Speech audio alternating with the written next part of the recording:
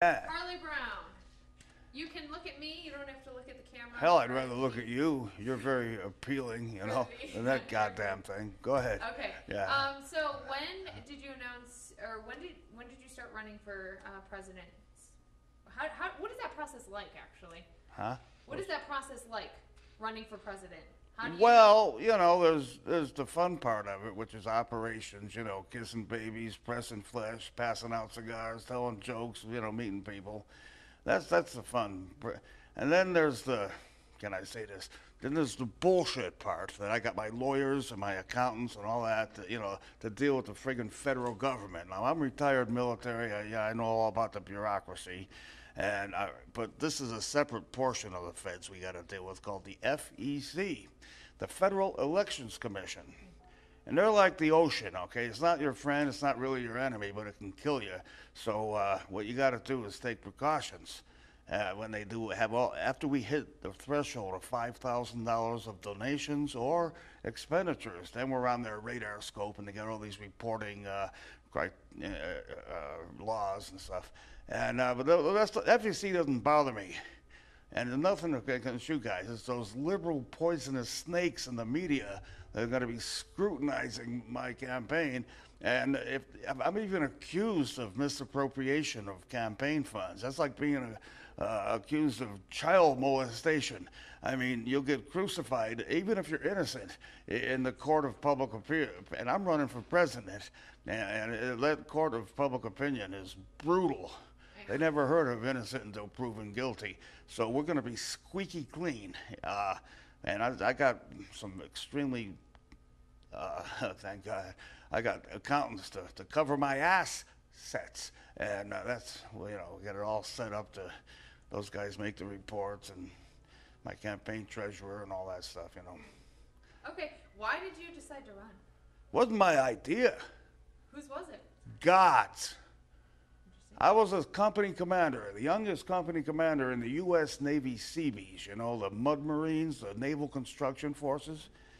And I was at the low point of my life after I got out of the service several years later. And my ex-wife was, filed trumped up restraining order on me. I couldn't see my kids. It was November. I was in my biker buddy Fat Jack's cellar. I was driving a taxi, and I'm a professional engineer. And, it was a rainy, lousy, cold night. I was sitting there at a taxi stand, and I was really, down. And I cried out to God. And I said, God, what the hell am I doing driving a taxi? And he answered me, man. He didn't talk to my ears. He talked to my heart. And he said, I said, God, what the hell am I doing driving a taxi? You didn't make me the youngest company commander in the whole Atlantic Fleet, maybe the whole Navy, for nothing. How about putting me back on active duty and make me a battalion commander, the 1,000 men?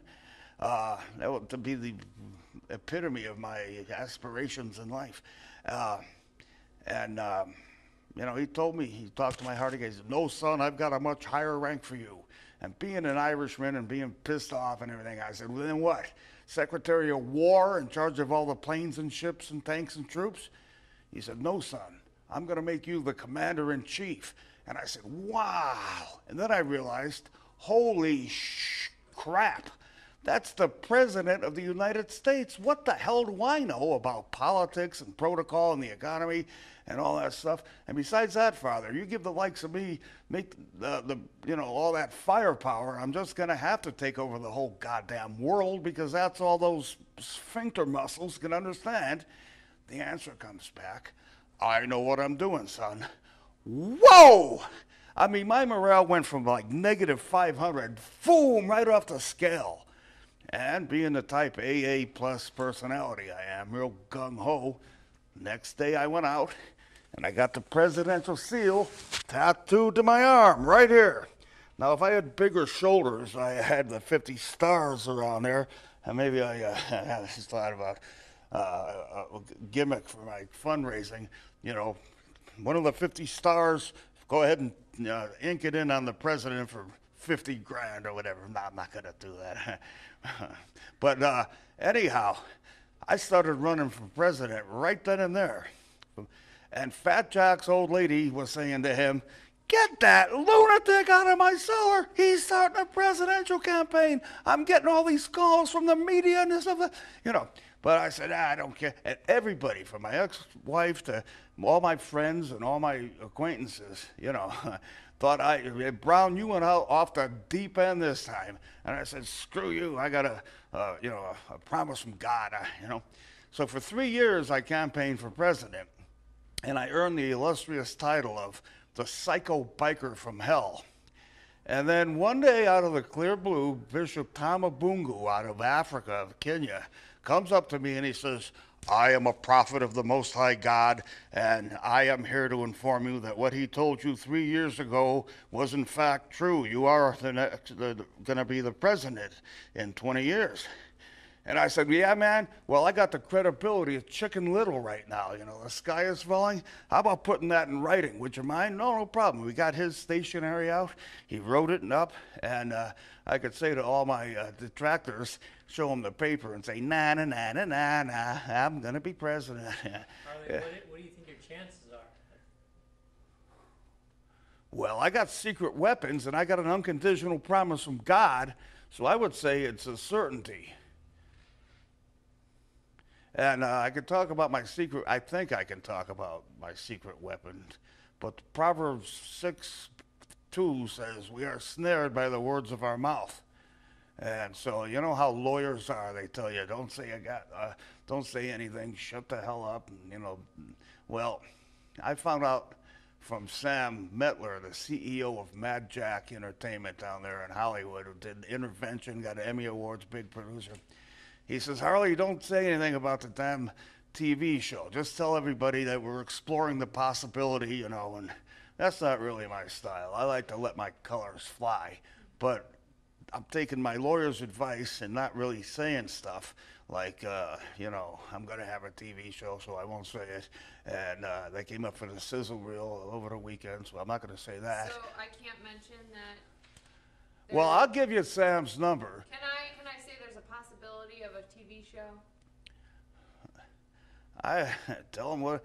That's why I'm saying this stuff. You get the hint? I say, I'm not going to say stuff like what happened on the sizzle reel. I had to drive my bike 6 feet from the truck going 40 miles an hour. If he ever hit his brakes, I'd be ballistic. Or we had to run over there to the biker church. We had the whole club going from Boise to Napa, and we had a chick leading the pack, and the TV crew was running alongside of us and in front of us for 20 miles and taking pictures. So Lori, the chick who ran led the pack over there, as soon as she pulls up to the biker bar, she says, "Did you see those assholes on the freeway?" And they were the camera crew.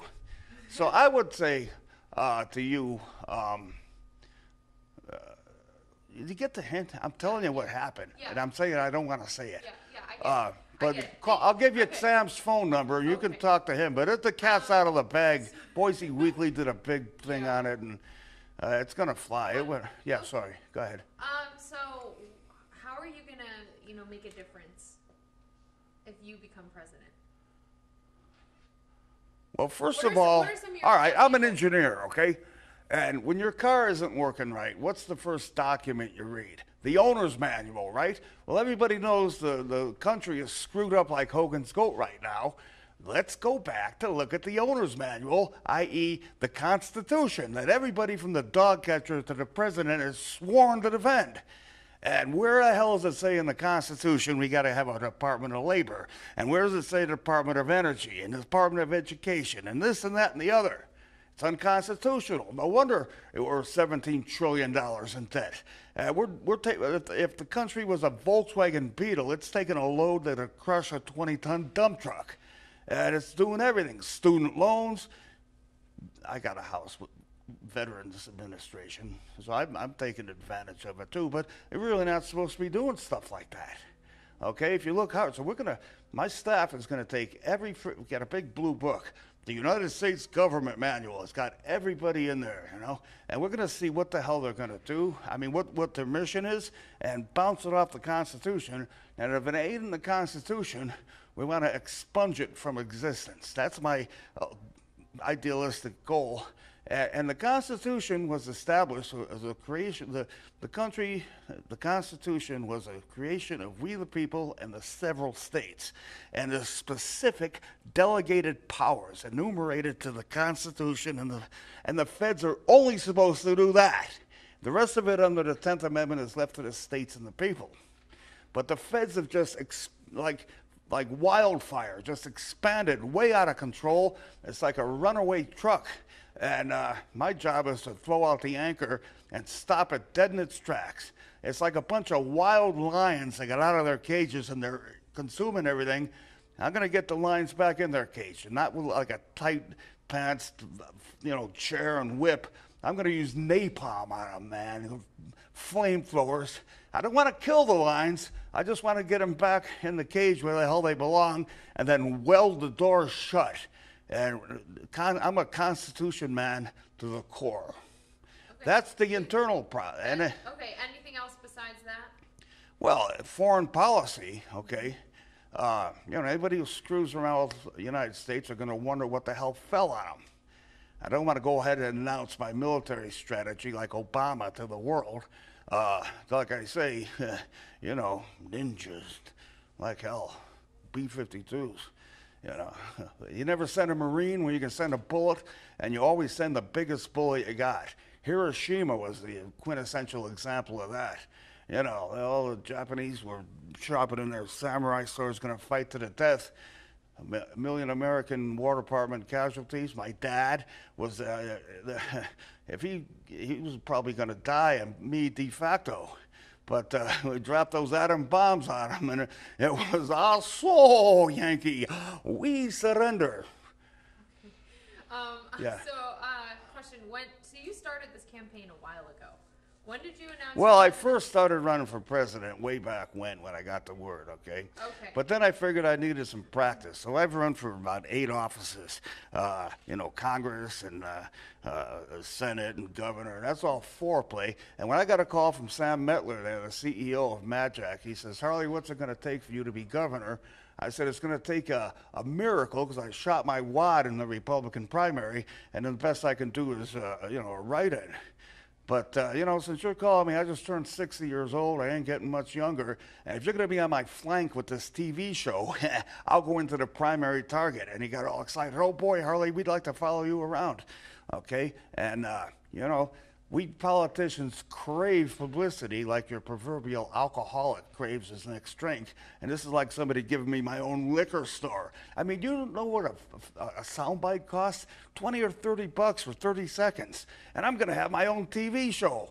Man, oh, man.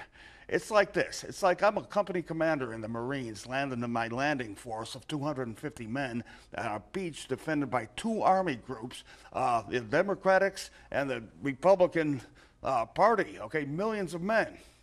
But I have a secret weapon. I have air supremacy, and my B-52s are up there at 30,000 feet, dropping atom bombs on them 24/7 to really soften up my landing zone. It's like David versus Goliath, and we all know who won that. You know why David won that? Because he had stones. So I didn't say anything bad. No. Okay. So why were you calling today? Was today the Well, okay, we had my staff candidacy? and my lawyers did a lot of research, and we wanted to. First of all, we needed fundraising, okay? We needed some fuel. I'm not going to run this campaign like a big cold Dodge Power Wagon in, cold weather's trying to start up on the battery alone. I mean, get down there a few 100 feet, but we need to kick in those engines. And anyway, the fundraising firms would not touch us unless we're incorporated a certain way. And there's 2 ways to be incorporated. One is to an exploratory committee, and the second is a campaign committee. And my lawyer said, and he actually advised me to do this, but he's just a young kid out of college. But he's a smart little guy. Anyway, he said he recommended the exploratory committee you're like testing the waters because it's a lot less BS and red tape with the FEC, and you can operate.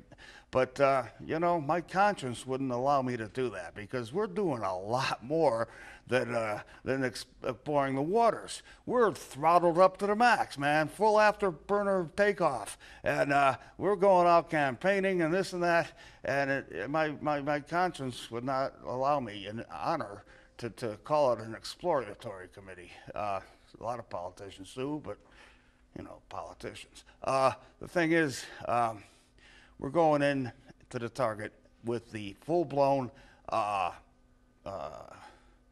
campaign committee. Okay, that means full disclosures and all the damn reports.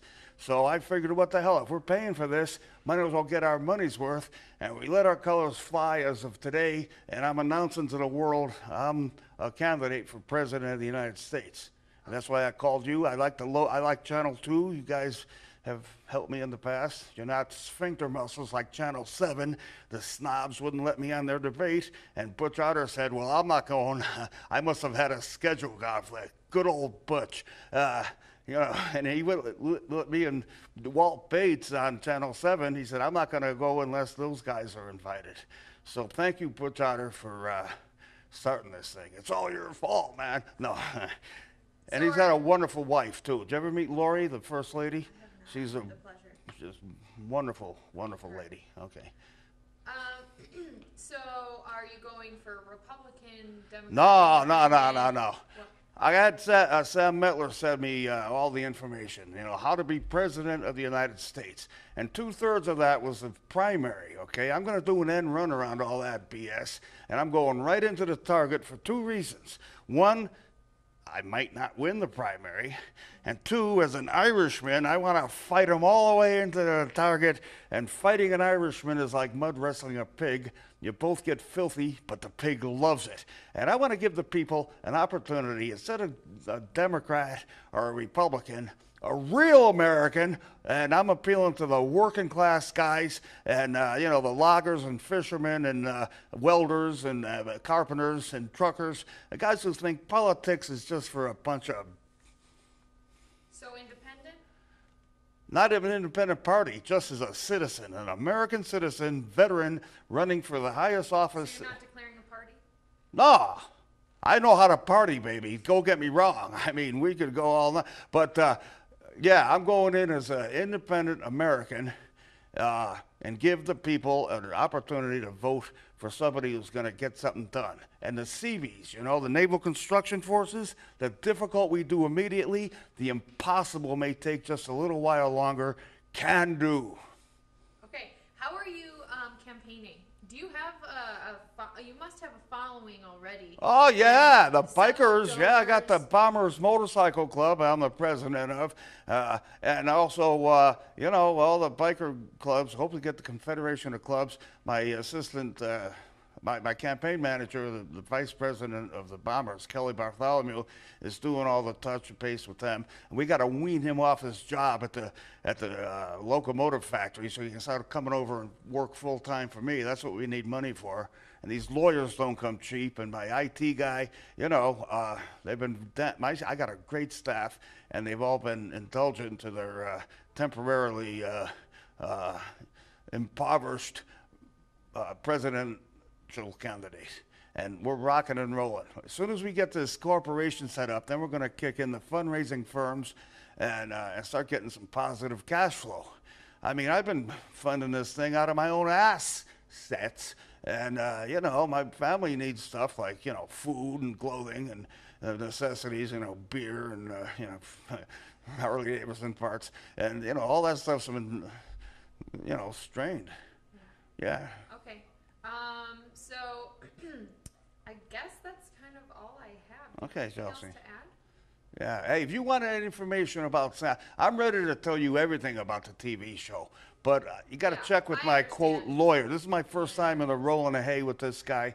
I mean, don't get me wrong about that. I mean, this is my first time around the block with a big TV show, and I don't want to say anything that's going to be less than the take away from the impact Sam has. Hey, so one more question. Sorry. Yeah. This the governor's debate that you were in. Yeah. So running for presidency, does it have to do with the attention that you got from that debate? Oh, well, it's all tied in together. And I got global. I mean, I was driving down there to LA to sign contracts with the TV guys. I was 1,000 miles downrange out of Idaho on I-5. I pull over 3 o'clock in the morning and you got fuel. The kid in the gas station says, "Hey man, I know you. You were on TV. Can I have my picture with you?" "No, punk. Pump my gas." "Oh, of course." Yeah, I said, "Sure, you know, go ahead. Where's your baby? I'll kiss him, you know." You know what I mean. Politics. But I was famous. I was F squared, a famous fellow. Very good. Okay. All right, Gelsey. I'm